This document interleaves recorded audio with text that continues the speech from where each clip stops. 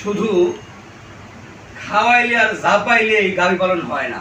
গাভী পালন করার জন্য রাগি আসে মানুষ করে কি শুধু ঝাপায়, মানে গোসল করায়।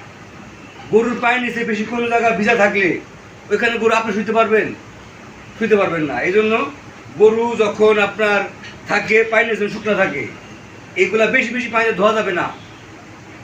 যখন ধুইবেন ম্যাটগুলো তুলে নেবেন, ম্যাটে একবার দিনে রোদ দিবেন। এর গাভীর পালনের সিস্টেম, গাভী আরামে থাকবে, খাবে, চাবর কাটবে, তাকে বলে পান চাবাইব। পান চাবাইলে পরে দেখা যাবে ওই গাভীটা বেশি অল্প খাইয়া অধিক দুধ দিতেছে। সময় মতো পানি খাওয়াইতে হবে। গরু কিন্তু এটাকে বলতে পারবে না এই আমার খামারেই আমাকে পানি দেওয়া যাও, আর পানি কটা লাগছে, এক্সট্রা খামারে পানি থাকবে।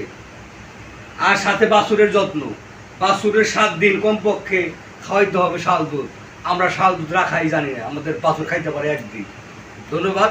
পরবর্তীতে গাভীর যে পরিচর্যা আবার আর পার্ট 2-তে বলে দেবো।